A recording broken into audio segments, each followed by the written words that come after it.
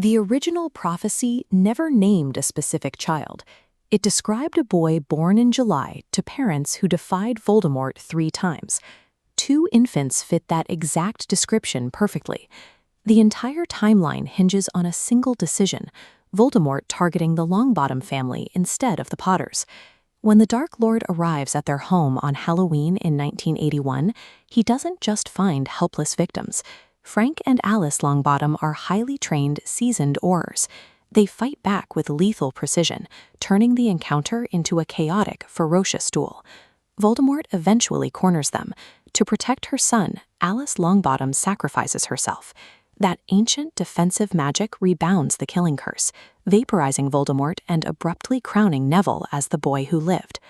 In this timeline, Neville's parents survive the initial Halloween attack, but they fall victim to a delayed tragedy. Shortly after Voldemort's defeat, loyal Death Eaters hunt down Frank and Alice, torturing them into permanent insanity. Neville survives, but he loses his family anyway. He spends his childhood in an incredibly suffocating environment.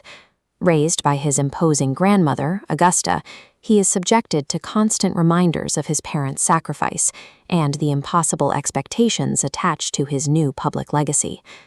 This specific chain of events strips away the innate confidence usually given to a chosen one.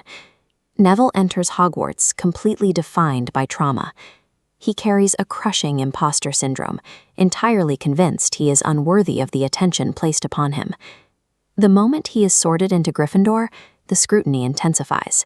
Professors anticipate greatness, and students whisper in the halls, placing a massive psychological weight onto an unready, timid kid. A confident protagonist instinctively leaps into danger to push a plot forward. Neville does the exact opposite. Confronted with a mystery, his natural instinct is extreme caution. He freezes. If Neville refuses to investigate the hidden corridors of the school, early existential threats like Professor Quirrell and the Philosopher's Stone risk going entirely unchallenged. A reluctant hero who avoids conflict forces the narrative universe to adapt. To keep Neville alive and the story moving, the people immediately around him have to organically step up to fill the void. Without a bold leader taking initiative, Hermione adapts, turning her intellect into the central driving force. Ron becomes a fierce shield, deploying his loyalty to physically protect the group. Neville operates as the stabilizing emotional core, keeping the fractured trio united. Because of this dynamic, Neville's progression is agonizingly slow. He doesn't experience sudden bursts of natural power. He builds his courage over years of conscious, highly difficult decisions to engage with a world that terrifies him.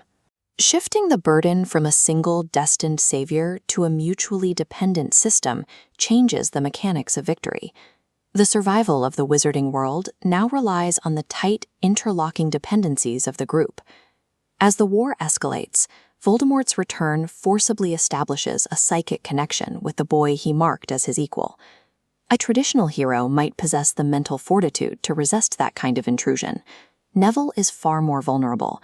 His ongoing struggles with identity and intense self-doubt make him highly susceptible to mental manipulation. Voldemort measures power through predatory dominance. When he looks at Neville, he sees a boy who flinches at his own shadow. Because the Dark Lord equates greatness with the ability to inflict one's will on others, he views Neville's visible terror as proof that the prophecy's warning was a fluke of the boy's parents' skill, rather than an actual threat from the child. The stakes peak at the Battle of Hogwarts. The castle is in ruins. Neville stands in the rubble, hands shaking and face slick with sweat, staring up at the man who haunted his childhood. Neville maintains his grip on the sword of Gryffindor, despite a lack of natural combat instinct. He chooses to strike, swinging the blade in a desperate arc to destroy Nagini and eliminate the final Horcrux. The prophecy was merely a catalyst that set the players in motion. The actual engine of victory was a conscious, agonizing choice to strike when fleeing was the easier option.